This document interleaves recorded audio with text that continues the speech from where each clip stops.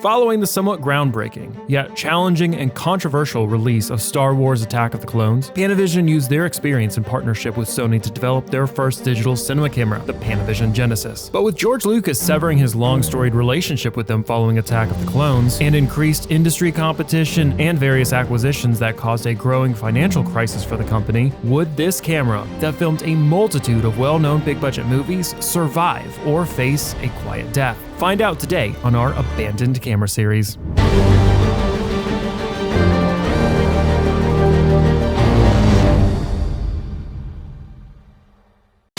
We briefly got into Panavision's history in the film industry in the last video, but I wanted to get into it a little bit more as it shows how they position themselves in the industry early on, and maybe from this we can glean a little bit more information on the creation of the Genesis camera. Panavision got its start in the motion picture industry on a different path than most companies. They didn't start off producing cameras. They began by creating anamorphic projection lenses for movie theaters in the 1950s. But soon after that, Robert Gottschalk, one of Panavision's founders, noticed the need in the cinema industry for anamorphic lenses and suggested that they make them too. The lenses Panavision made were incredibly popular with cinematographers, leading MGM to begin working with them on creating a widescreen format. They would go on to help MGM create a 65mm camera, which would be used for Ben-Hur, ushering in the success of anamorphic formats as it won 11 Oscars. Ultra Panavision, when you absolutely positively got to wow everyone in the room, except no substitutes.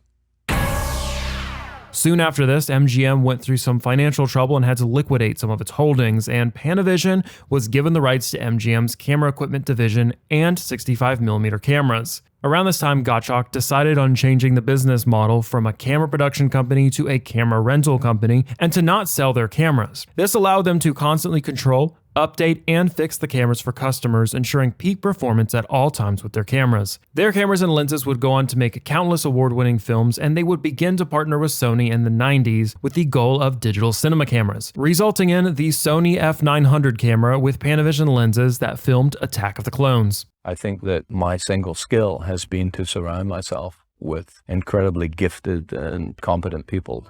I formed Panavision's Advanced Digital Imaging Group with several engineers who had worked with me at the High Definition Center at Sony Pictures. We came to Panavision with a project that we started with Lucasfilm for the second Star Wars trilogy. So what Panavision did initially was build a series of lenses that were Cine-style lenses, when the other lens manufacturers only had ENG-style lenses. Unfortunately for Panavision, after some rumored operational problems with the lenses and cameras for Attack of the Clone, George Lucas severed his long-standing relationship with Panavision in 2003 and went for the newer Sony model camera, the f950, and lenses from Fujifilm. Part of the issue that Panavision had during this experience with Attack of the Clones was the challenges of trying to convert their cine film lenses over to a camera that had a 3-chip CCD sensor. This left almost no room for the back elements of the lenses, and even if it did fit, it would cause multiple optical aberrations. Panavision tried multiple solutions, including adapters, but this resulted in significant loss of quality in the image. So Panavision looked to solve this issue by developing their own camera, resulting in the Panavision Genesis in 2004. Even at that point, we were all thinking, the Sony engineers in Atsugi and my engineers here were thinking about a real electronic cinematography camera, a single chip camera that would be a Super 35 film frame that would take all of the existing Cine lenses.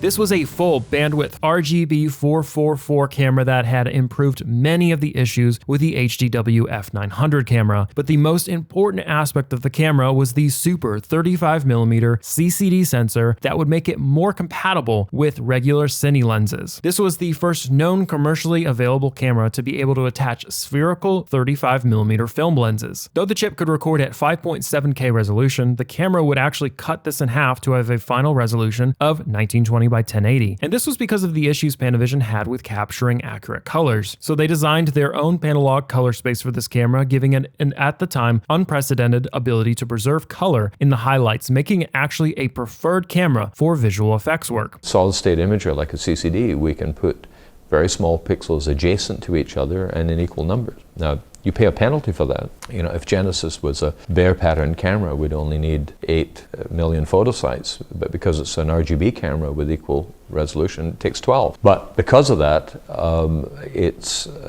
we do some really wonderful image composites with that camera. We felt in the beginning that it would not be used for shooting major motion pictures, but would be used as a visual effect camera, as an adjunct to film production. This camera is recognized by many as the first digital camera to be adopted by cinematographers, and that in large part is due to its familiar form factor with traditional film cameras and accessories like cine film lenses. So the reason that Genesis, for instance, looks so much like a film camera is that in the beginning we had an outline drawing of the Millennium XL, and we said this is what we want it to be. They built it like a film camera. This is the wisdom of their design, is that this was normally the camera body, and you'd open the door here and there'd be film going through here. This is your magazine where your film would be. Well, now there's 50 minutes in there. This is a Sony take that. 50 minutes in there, and God knows what the hell's in there. I think that's John Gold and his guys, who you ask them, and they're always talking absolute Swahili to me. Now, not everyone was in love with this camera. In fact, director David Fincher, who preferred the Red One at this time, had this to say about the Genesis. It's 35 pounds. Camera is this big. And on the top of it, it looks like a film magazine. The recorder attached to it the same way that a mag would attach to it, so on the top or on the back. If I want to see what just got shot, does it play back off that? They said, no, you would never touch that. It's like your original negative. So let me see if I got this straight. You guys spent how many millions of dollars developing a camera with Sony, and I can't play the HD back to look at it because that's the negative? Now, when this camera was released by Panavision, they had no intention of selling it. Instead, hearkening back to their roots as a rental house and offering it up for rental use. And this allowed Panavision to still rent other cameras and continue to develop their own. So even if it was not high in demand, they could still make money off of it. But the Genesis was becoming very sought after camera in the industry at this point, especially early on, being used in Superman Returns and Flyboys in 2006. Okay, Brandon, do it without the ball in your hand. You can still see it as a tiny. Could you play back the last take? Watch this, but you won't see in the high def, unfortunately, but like.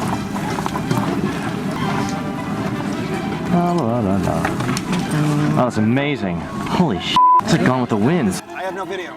And would be used in movies like The Fast and the Furious, Tokyo Drift, Ghost Rider, Zombieland, X-Men Origins Wolverine, Stargate Universe, Alice in Wonderland, and Captain America: The First Avenger. In fact, most of the movies or television series you see this camera pop up in the credits for have very heavy visual effects work, which fits in very well with the narrative that this camera had made for itself. But what happened to this camera? Well, around 2004, near the release of the Genesis camera, Panavision would buy out Sony's 49% interest in DHD Incorporated. What was DHD? Well, it was a joint venture that Sony and Panavision established in the 1990s that resulted in the F900, the camera for the Attack of the Clones movie. In buying out Sony, their venture together dissolved, though both Sony and Panavision still expected to collaborate due to their long-standing relationship. Panavision also expected to have around 60 Genesis cameras at this time, and not to produce more than that, but upgrade its camera over a period of time. Following this transition with Sony, Panavision went on a bit of a spending spree, buying up any related motion picture companies they could, including Plus 8 Digital, AFM, Camera Company 186, and a host of other companies. By 2010, due to a drop in production, the economy, and having difficult times managing the significant debt it had accrued over the years, forced then majority shareholder Ronald Perelman